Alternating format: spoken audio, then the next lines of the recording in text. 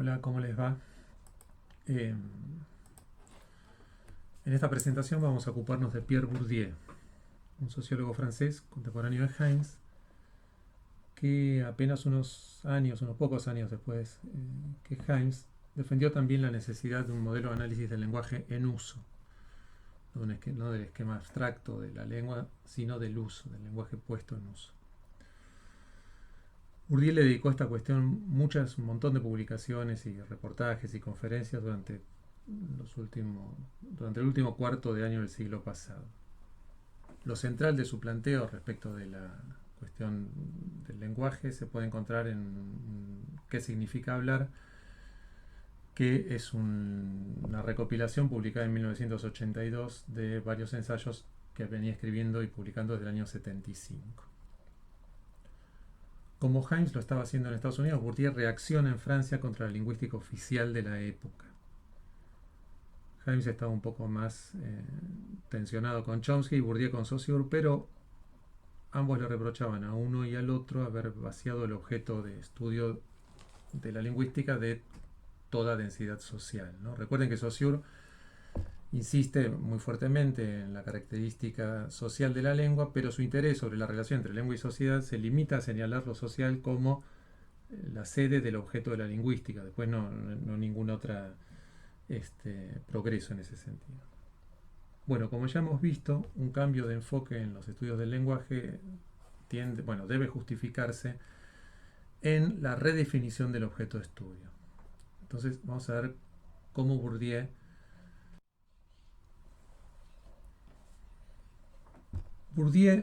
estudió, no era lingüista, hizo el magisterio, después hizo estudios en etnografía, en etnología, después cursó filosofía y finalmente terminó recalando en la sociología. Parte, por lo tanto, de una pregunta clásica de la sociología, que podríamos resumir así. ¿Cuál es la índole de la relación entre la conducta de los individuos y la norma social? Es decir, entre el comportamiento de las personas y las reglas con que las personas se referencian en una sociedad. Eso, lo que equivale más o menos a preguntarse por qué nos comportamos como nos comportamos en circunstancias concretas ante otras personas, por qué no nos comportamos siempre igual, por qué nuestra espontaneidad está en algún sentido condicionada, etcétera, etcétera.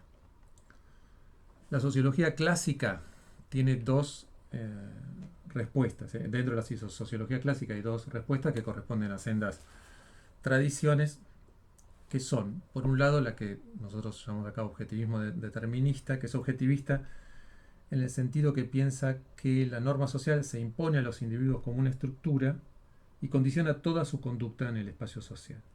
Primero viene la norma y después viene la conducta de los individuos. La conducta de los individuos es por lo tanto un resultado de las condiciones sociales. De tal modo, si conociéramos exhaustivamente las condiciones sociales, podríamos saber cómo actuarán los individuos. La segunda vertiente, que por oposición a la anterior se define como subjetivista y racionalista, procede del modo inverso. Según esta corriente, las contribuciones espontáneas de sujetos concebidos como libres y racionales conforman la norma social. Entonces, una sociedad normada o regulada es el resultado aditivo de las acciones soberanas y racionales de sus integrantes. Como verán, la primera mirada es objetivista porque no le presta ninguna atención a la intervención del sujeto respecto de la caracterización de la relación de la estructura, de la estructura social. Y la segunda subjetivista, en cambio, porque le concede toda la atención a la intervención del sujeto. La posición de Bourdieu, el enfoque bourdieusiano, que hemos llamado hábitos reproduccionistas, después vamos a ver por qué, porque aparece la palabra, el neologismo habitus, o el arcaísmo habitus, que está ahí, cuya extrañeza en el código está indicada por la itálica.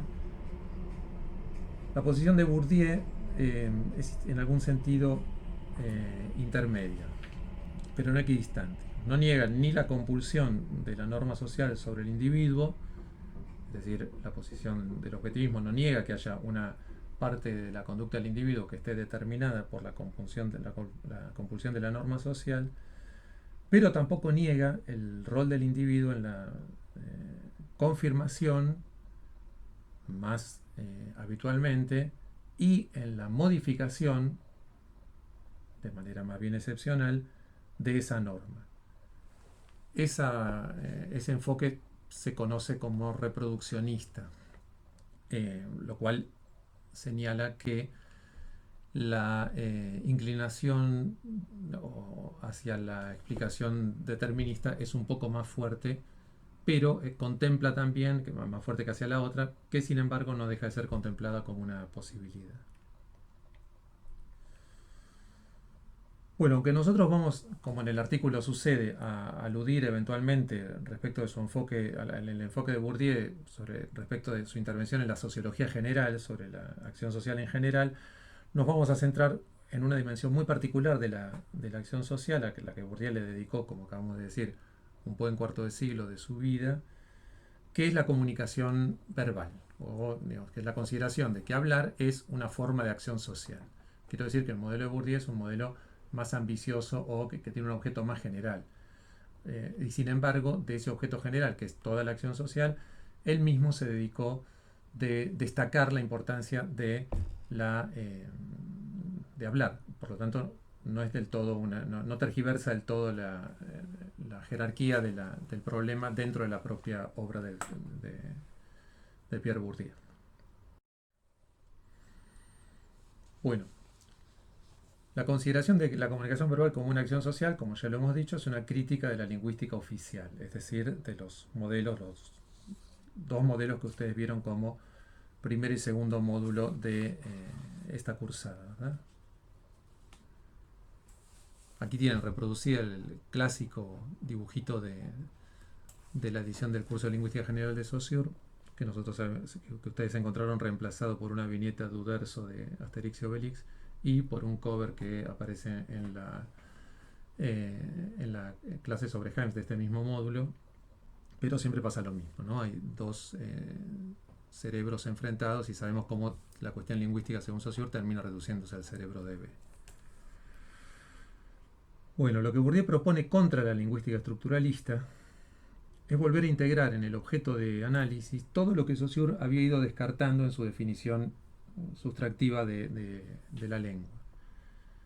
Es decir, el diálogo, que el hablante dice algo desde algún lugar social para alguien con alguna intención y con alguna probabilidad de éxito que depende de la autoridad o no que tenga para hacerlo en la relación particular que establezca con su interlocutor. Y que además esas dos personas son personas que ocupan una determinada posición dentro de las posiciones disponibles en el espacio social. La cita que ustedes tienen en el artículo, la cita de Saussure con la que mejor se puede confrontar la posición de Bourdieu, es la caracterización de la lengua como un tesoro depositado en los sujetos de una misma comunidad lingüística, ¿no?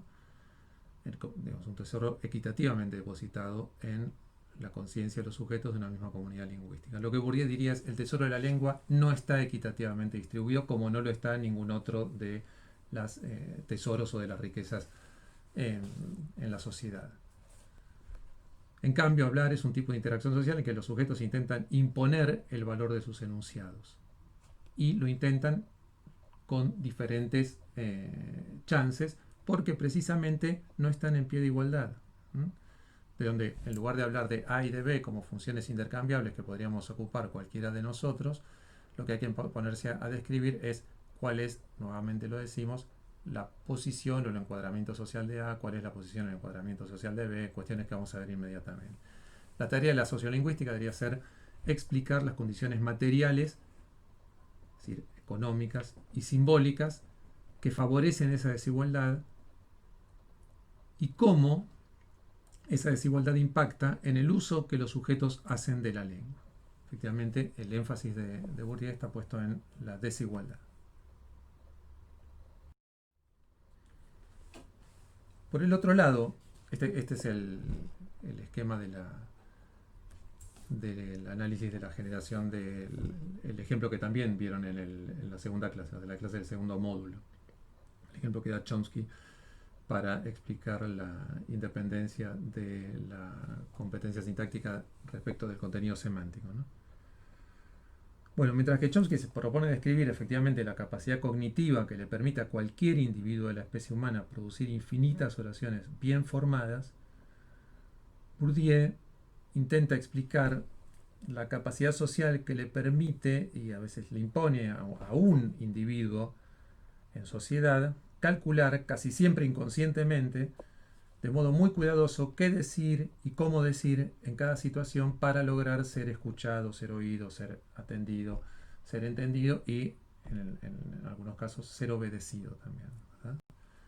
La sociología, la sociolingüística, dice Bourdieu, debe explicar la capacidad, esa capacidad social. La capacidad que le permite a un agente social emitir los discursos que calcula como más ventajosos en cada ocasión.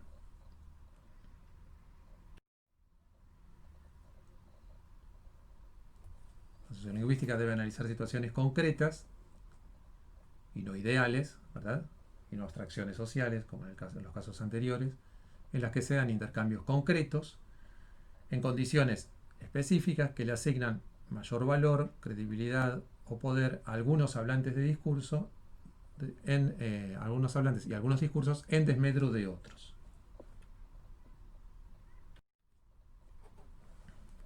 Por ejemplo, cada una de estas situaciones, de que después vamos a ver que Bourdieu trata como mercado, porque propone el reemplazo del término situación por el término mercado, después vamos a ver por qué.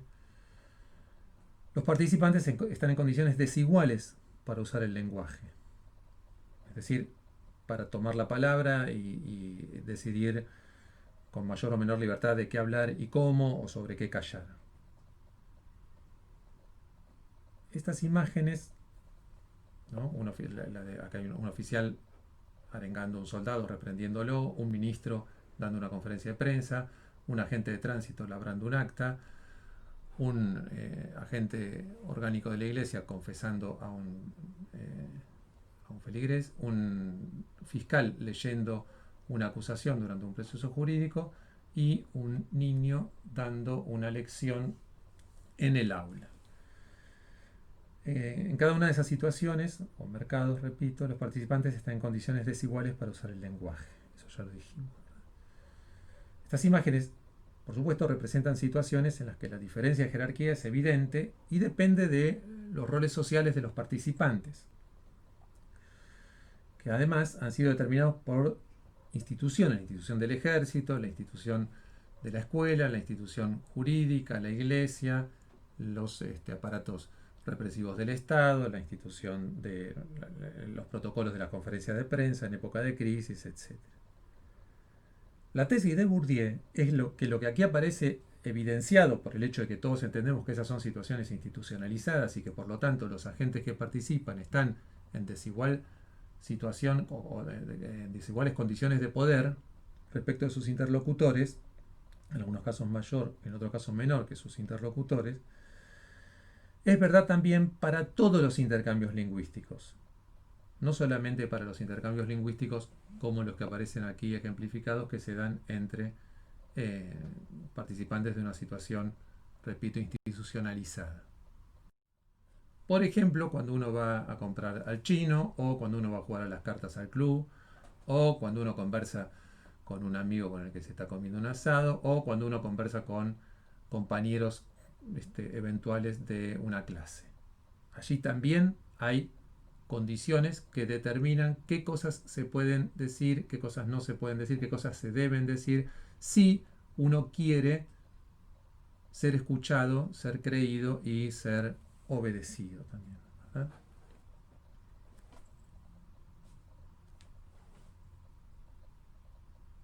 Es decir, toda interacción verbal puede describirse como una relación de poder. Y para adelantar un poco de lo que hacia donde nos encaminamos, una relación de poder que es simbólica y que está determinada en última instancia por la desigualdad de las condiciones de existencia, las condiciones económicas de existencia, desigualdad en la distribución del ingreso, de la desigualdad en las posibilidades, la posibilidad de las trayectorias diferenciadas según la extracción de clase, etcétera, etcétera. Bueno, aquí tenemos una cita, vamos a decir así, clásica de Bourdieu, de un libro que está citado en el artículo de Paula Roig que ustedes tienen que leer en relación con esta clase del año 78, que es la siguiente: lo que fundamentalmente desearía explicar o volver explícito o evidenciar es un modelo muy simple que podría formularse así. La expresión lingüística o el discurso, ¿no? La unidad de análisis que va a tomar Bourdieu, la expresión lingüística, el acto de habla, el discurso, es el resultado de la relación entre un mercado lingüístico y un hábitus lingüístico. ¿Está bien? Ahora nos encaminamos precisamente a explicar esta ecuación, esta equivalencia, digamos así. Vamos a ver con qué fortuna. Por supuesto, estamos en condiciones poco complicadas, ¿no? Si tendríamos clases normales, todo sería más fácil para ustedes y para nosotros. A esta altura esperamos que eso les haya quedado claro. Bueno, probablemente si no estaban muy distraídos, recién haya sonado alguna alarma en su atención flotante que les haya llamado la atención sobre algo de lo que acaba de decirse. ¿Qué es esto? Si tendríamos clases normales, todo sería más fácil para ustedes y para nosotros. A esta altura esperemos que eso les haya quedado claro. Espero que la gran mayoría de ustedes, y lo espero por motivos que van a quedar muy claros al final de lo que falta de esta exposición, hayan sentido cierta irritación, cierta molestia, cierta perplejidad sobre o cierto sobresalto al escuchar estas dos infracciones a la norma lingüística. Y es razonable también que en el mismo momento hayan evocado las formas correctas para cada una, los reemplazos correctos. Es decir, estas, en azul. Bien, si eso les pasó, si tuvieron esa experiencia, es porque deben haber pensado, deben haber sentido, incluso antes de pensarlo, que algo de lo que oyeron estaba mal dicho, que algo de lo que habían oído estaba mal dicho. Que así no se habla, que así no debe decirse, que así no puede decirse, que eso no se dice, que se dice de otra manera, etc. Entonces Bourdieu diría, no, ¿dónde no puede hablarse así? ¿Quién no puede hablarse así? Y delante de quién no puede hablar así, o de quiénes. Por ejemplo, y si yo fuera el director técnico del ejemplo de la explicación de la clase sobre Himes, y estuviera dando una arenga y ustedes fueron los participantes del partido que se está por llevar a cabo, ¿escucharían con la misma censura esos errores gramaticales? Y si fuera un vendedor ambulante que le pedía unos minutos al profesor para hablar con ustedes, también escucharían, les produciría el mismo tipo de alarma, desconcierto. O en otros términos, la legitimidad de mi pedido o de mi arenga se devaluaría por el hecho mismo de que ustedes descubrieran esas equivocaciones. La respuesta debería ser que no. Entonces, si efectivamente ustedes creen que no, porque cree que no, por cierto, los parámetros que tenemos para juzgar cómo debe hablarse o cómo puede hablarse y cómo no debe o no puede hablarse en cada cambian según la situación, según lo que Bourdieu llama mercado. Entonces, detrás de esos juicios metalingüísticos, de esas maneras que tenemos nosotros de juzgar los dichos ajenos, la manera como hablan los demás y como hablamos nosotros mismos, hay una estructura implícita, es una estructura de poder cuya explicitación es el tema del modelo de Bourdieu. Bueno, y para ver entonces ahora sí la definición de los conceptos que permiten entender esa explicitación, necesitamos empezar por el mercado. Ahí tiene una definición de mercado que se puede glosar más o menos así. El mercado es el contexto o la situación lingüística, ¿no? En la cual se producen ciertas expresiones lingüísticas o actos de palabra o discursos cuyo poder, valor, precio o aceptabilidad dependen precisamente de las relaciones de fuerzas que se dan dentro del mercado. Esas relaciones de fuerzas son de dos órdenes y están discriminadas aquí entre barras amarillas y entre barras verdes. Ahora vamos a ver primero lo que sucede del lado inferior del cuadro, que se refiere a las relaciones de fuerza entre el sujeto y su auditorio, ¿no? Los alocutarios, aquellos por los cuales quiere que su discurso sea reconocido como aceptable y como poderoso. Entonces, cada vez que un sujeto, es decir, un locutor, produce un discurso para otros sujetos, los alocutarios, quiere que esos sujetos aprecien, valoren y le hagan caso a sus palabras. Entonces tiene que tener en cuenta los criterios de valoración, es decir, de apreciación y de acreditación, con lo que va a ser juzgado su discurso. Eso va a impactar en su representación de cuáles formas de uso son o no apreciadas en ese mercado, es decir, cuáles son las condiciones de aceptación de su discurso, es decir, las leyes de formación de precios que le van a pedir dentro de ese mercado particular optimizar las condiciones de éxito, su consagración, y para eso, bueno, va a anticiparse a los modos como va a ser escuchado. Ahora vamos a ver inmediatamente, en 2 o 3 filminas, vamos a ver el concepto de leyes de formación de precios. El valor, precio o poder del discurso es en efecto la consecuencia de relaciones de fuerza sociales de dos órdenes, simbólicas y materiales o económicas. En primer lugar, tiene que ver con las competencias de uso de la lengua.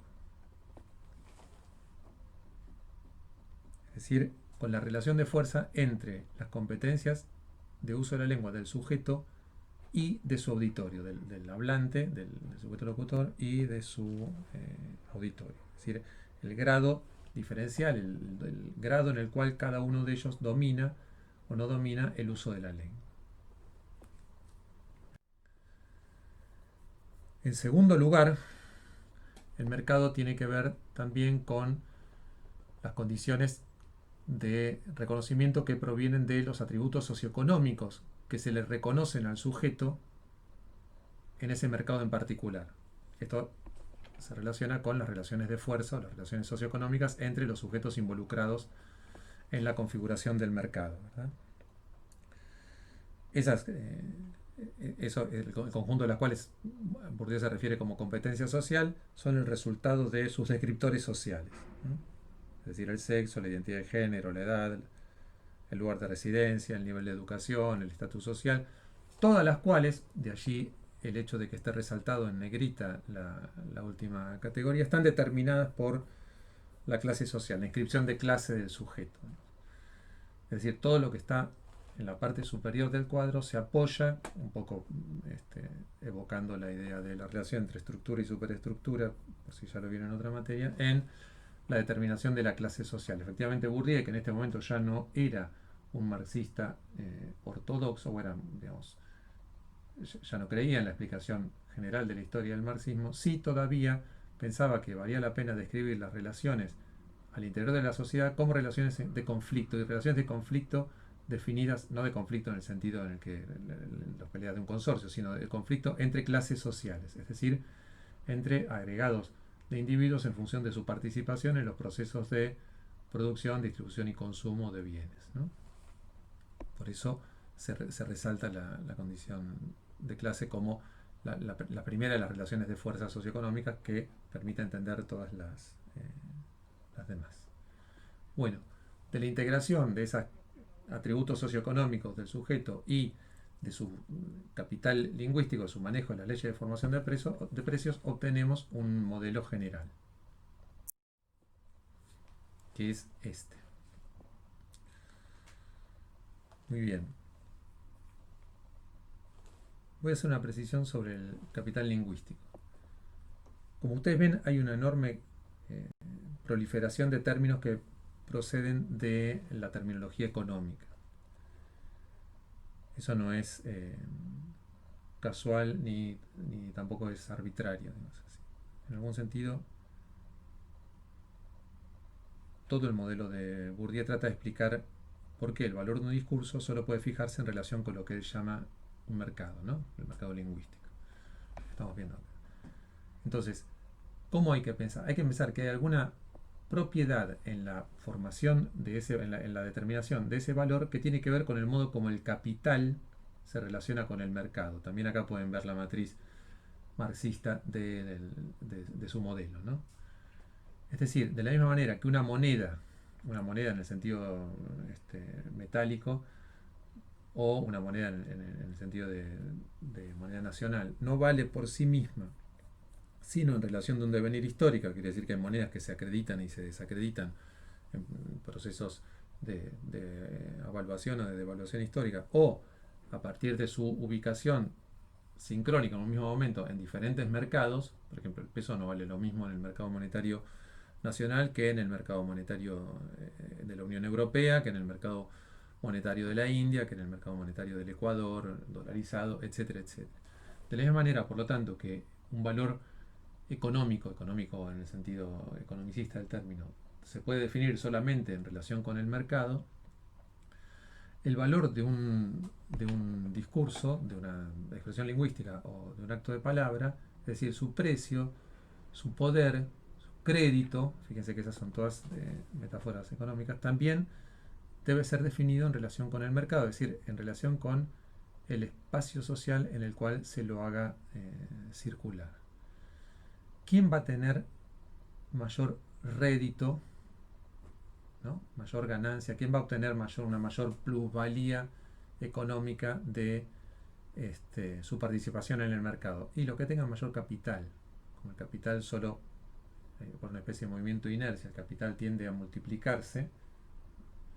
Los que tengan mayor capital lingüístico, es decir, los que manejen mejor las leyes de formación de precios, es decir, de aceptabilidad, ¿no? De asignación de aceptabilidad, de lo que se llama una lengua legítima, serán los que mayor rentabilidad simbólica o plusvalía simbólica obtengan de poner en juego su capital lingüístico. Es decir, en algún sentido, la estructura misma de los campos, del mercado, de los mercados lingüísticos, tiende a reproducir las condiciones de desigualdad. Los que tienen más capital van a salir con resultados, digamos, van a conseguir mayor poder, y los que tienen menos capital van a ser siempre, van a resultar siempre más desposeídos de poder.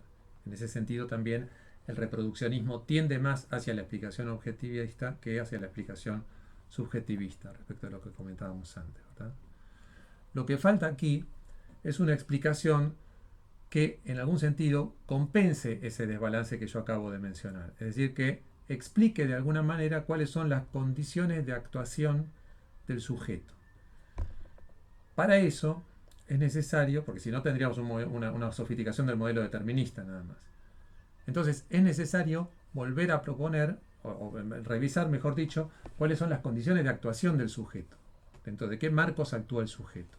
Y para eso Bourdieu propone la categoría explicativa, o el concepto de hábitus. Bueno, ¿qué es eso que tienen allí?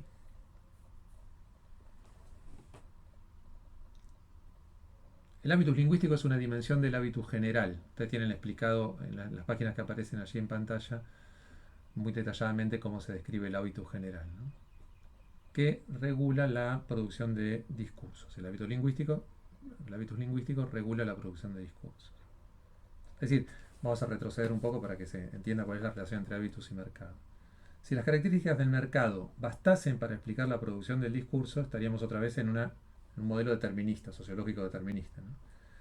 De tal modo es necesaria una hipótesis sobre la conducta individual en ese mercado que contemple la dinámica de la acción social. La dinámica, es decir, la modificación, ¿no? La modificación acotada, digamos, una continuidad que consiente cierto tipo de progreso o de modificación. Es decir, que explique por qué y cómo se procesa la novedad en las condiciones que el mercado le impone a la producción de discursos. Efectivamente, como ustedes bien saben, el discurso escolar es muy fácil, permite ejemplificar esto muy fácil. Los mercados son dinámicos a lo largo del tiempo, y son dinámicos porque los usuarios van forzando los límites, o bien porque hay una crisis en las instituciones, o bien porque los usuarios van aprovechando esa crisis para forzar el mercado a el cambio en la estabilidad de las leyes de formación de precios. Muy bien. La respuesta que da Bourdieu no es eufórica, no es una razón para el optimismo, como decía Gramsci. Lo que dice es que esa cuota de novedad está al mismo tiempo, la cuota de novedad que puede resultar de la intervención de los usuarios en el mercado, está al mismo tiempo habilitada por el hábitus, que es lo que vamos a definir ahora, y acotada por el hábitus. El hábitus es, por lo tanto, una estructura que permite el cambio y una estructura que contiene el cambio, o digamos así, permite el cambio con una elasticidad que no comprometa la estructura, no comprometa críticamente las condiciones generales dentro de las cuales ese cambio sucede. Ustedes tienen que entender hábitus por contraste con lo que ahí se define en la página 103, tienen definido como codificación, es decir, como regulación objetivada y establecida en un conjunto de reglas para limitar la acción social, ¿no? Los códigos jurídicos, por ejemplo, limitan nuestra acción. Bueno, el hábitus limita nuestra acción o tiende a estabilizar, normaliza nuestra acción de una manera no codificada. Una manera no codificada de normalizar la acción. Es una hipótesis que permite explicar el comportamiento del sujeto en el mercado de tal manera de superar relativamente la oposición de la sociología clásica. En general, ahora me estoy refiriendo al hábitus general, explica por qué en situaciones parecidas, sujetos parecidos se comportan siempre como debe comportarse uno, como se espera, como dicta el sentido común, como la costumbre manda, etcétera, etcétera, ¿no? Y por qué un mismo sujeto tiende también a ser consistente en diferentes espacios sociales, es decir, como uno, digamos, de la misma manera que uno no se puede apropiar de lo ajeno porque existe una ley que pena eso, que está tipificada en un artículo del Código Penal, etcétera, etcétera, uno tampoco puede decir ciertas cosas impunemente en cierto mercado porque hay un conjunto de normas tácitas. El hecho de que sean tácitas también explica su dinamismo, la posibilidad de que puedan ser corregidas, y también explica por otro lado su potencia, la dificultad para observarlas como limitaciones y por lo tanto para plantearse la necesidad de su corrección, ¿verdad? Bueno, ese tipo de normas, junto con los códigos, y ya que bueno, la mayoría de ustedes van a estudiar psicología, junto con los tabúes, constituyen una especie de normatividad social complementaria de los códigos objetivados, ¿no? Bueno, por lo tanto el hábito es un elemento de normalización del comportamiento.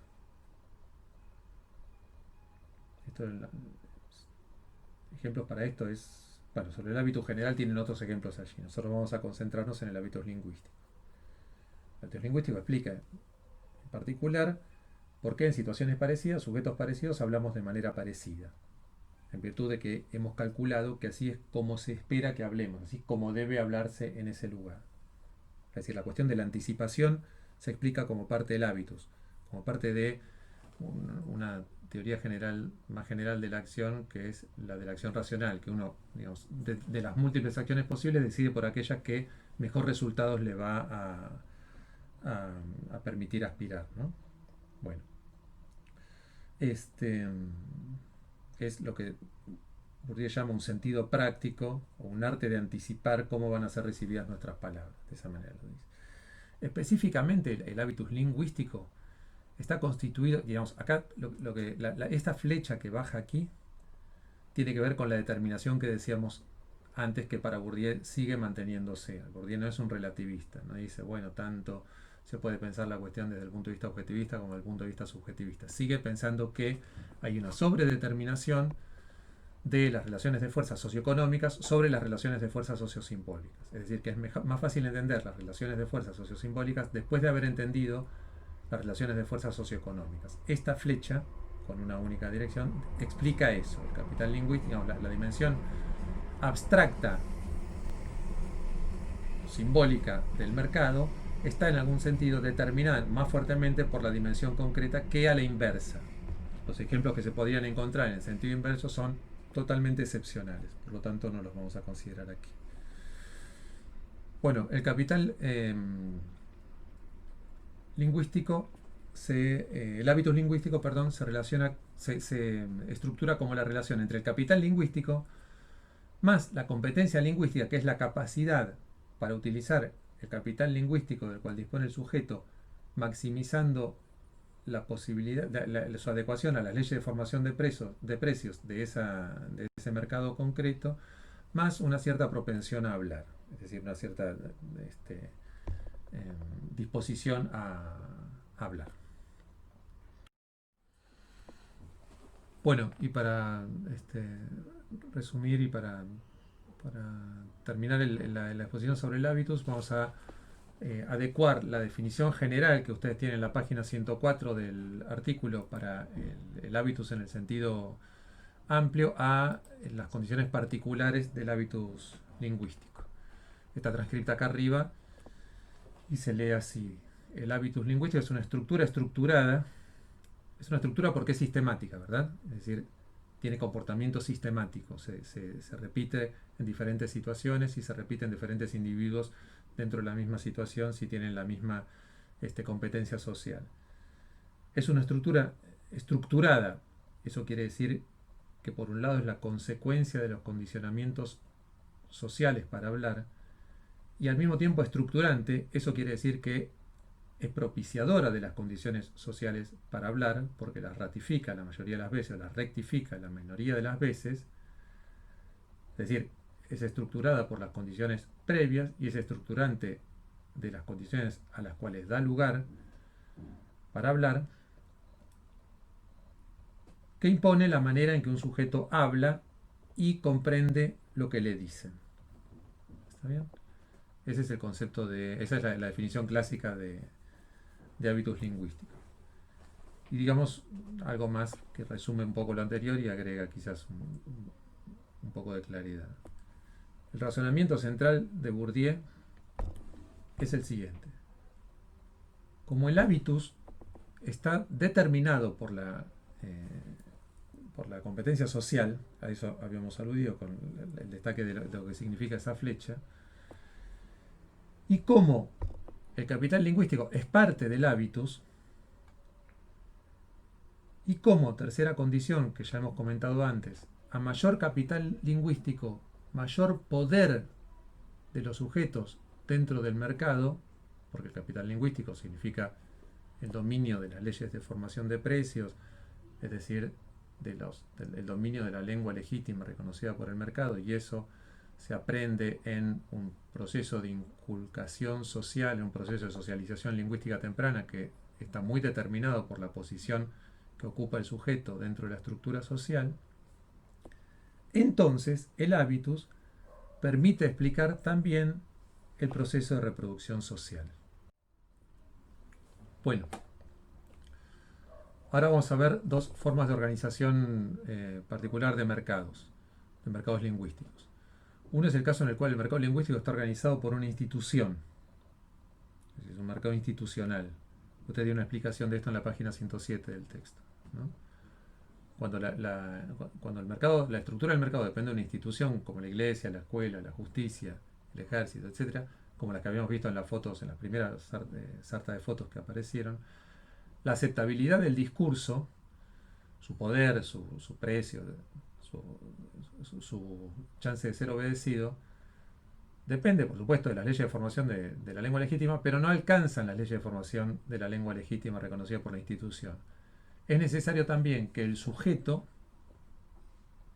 que habla, es decir, el locutor, y que el sujeto a quien le habla, y que toda la situación también sea reconocida como legítima por la institución. ¿Está bien?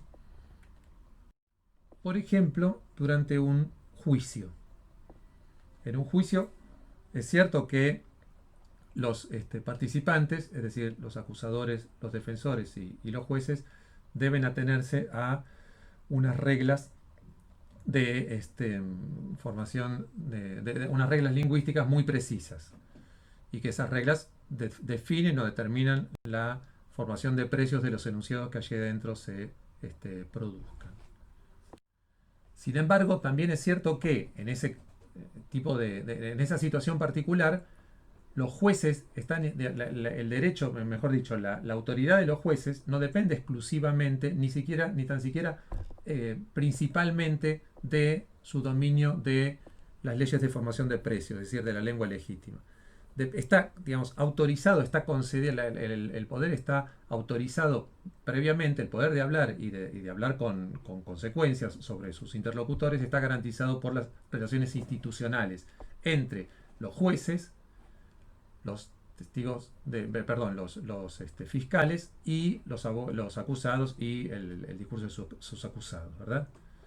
Entonces, en ese caso, la legitimidad está, vamos a decir así, lingüística, está en algún sentido subordinada. Por supuesto que un yerro demasiado grande podría conllevarle algún tipo de depreciación, pero de todas maneras estaría, eh, digamos, no se juega su autoridad, no se juega en el dominio o no de la lengua legítima, que se da de todas maneras por sentado. Y ahora vamos a ver un segundo tipo de mercado, que es lo que se llama mercado lingüístico unificado. O lengua oficial. Usted tiene la explicación de lo que es una lengua oficial al principio del artículo y yo no la voy a reproducir aquí. La lengua oficial salvo esto, la lengua oficial es la variedad lingüística que el Estado define y codifica explícitamente, es decir, acá se ve una codificación que se impone sobre el hábitus, ¿no? Como variedad legítima en desmedro de otras lenguas o de otras variedades de lenguas que son devaluadas al rango de dialectos. Hay una explicación, tal como la hay en el artículo sobre Chomsky, sobre por qué la distinción entre lenguas y dialectos es una distinción de políticas lingüísticas y no estrictamente lingüística, ¿no? Un mercado lingüístico unificado depende de esa codificación estatal, es decir, esa reglamentación objetivada, y el desigual reparto de la lengua que se beneficia con el capital lingüístico legítimo. El resultado de un mercado lingüístico unificado es que los sujetos se distribuyen en relaciones de dominación. Hay sujetos los sujetos que manejan la lengua oficial, definida como tal por una codificación del Estado, están en posición dominante. Y los sujetos que no la manejan están en una posición dominada. Esto se ve muy claro en los casos de bilingüismo, ¿no? En casos de bilingüismo, excepto en los países que son bilingües, y hay que ver qué pasa en cada una de las ciudades donde prevalece una de las dos lenguas o variedades lingüísticas, o en las regiones de frontera, en los países. Por ejemplo, hay un caso bastante claro que es cuando se pregunta qué pasa en Argentina. ¿Qué lengua se habla en Argentina? El hecho mismo de que la pregunta sea en singular explica ya algo que está desarrollado en el artículo, que es cómo la aparición de los estados modernos se relaciona con la elección de una lengua como lengua nacional, ¿no? Y la respuesta más fácil es el castellano, o más frecuente, si no la más fácil. Cuando en realidad en el territorio del Estado Nacional argentino se hablan muchas lenguas, y se hablan muchas lenguas incluso que son anteriores a la aparición del castellano en el continente, ¿no? Y son lenguas que son habladas por ciudadanos que por lo demás son argentinos. Tienen el conjunto de ventajas y desventajas de todo el resto de los argentinos que hablamos el castellano. Me refiero a las 19 o la casi veintena de lenguas de lo que se llaman pueblos aborígenes que hay todavía en uso por comunidades de habla en el territorio de la República, ¿no? Y sin embargo hay una especie de consenso acerca de que ni el guaraní, ni las distintas variedades del quichua, ni las distintas variedades del mapuche, ni del wichí tienen ellas mismas un estatuto de lengua nacional. Eso está justificado por el modo como el Estado organizó la política lingüística. Desde el mismo, digamos, ustedes piensen que no hay la documentación oficial no se publica en esas lenguas. Hace muy pocos años que en algunos casos excepcionales esas poblaciones tienen derecho a que el Estado garantice las condiciones para que reciban instrucción en su lengua original, la lengua que habla, la lengua materna, la lengua que se habla en su familia, la que hablan para trabajar, etcétera, etcétera. Y por lo tanto, la aparición del castellano como la única variedad oficial, piensa en la lengua en la cual están escritas las normas, la Constitución, la lengua en la cual jura el presidente, la lengua de los locutores oficiales, la lengua de las cadenas nacionales, etc. Eso define una jerarquía desigual entre la variedad del castellano que se habla en el territorio nacional y otras variedades lingüísticas. En eso juega un rol muy importante la escuela. Acá ponemos una foto vieja de la escuela, porque la escuela tuvo en sus orígenes, a partir de la década del 80 del siglo XIX, la función de acompañar la situación de la migración europea sobre todo, de la inmigración que llegaba al puerto de Buenos Aires y que traía, por supuesto, sus propias lenguas. Entonces la imposición de la escuela y del servicio militar obligatorio, donde además de la alfabetización y de la revisión médica, se les enseñaba en el sentido perentorio y obligado, ¿no? A hablar el castellano a los conscriptos que todavía no lo hablaran. La escuela y el ejército fueron las dos instituciones. De esta manera el mercado lingüístico unificado utiliza las instituciones, los mercados institucionales, que era lo que mencionábamos antes, ¿no? Para imponer una lengua oficial.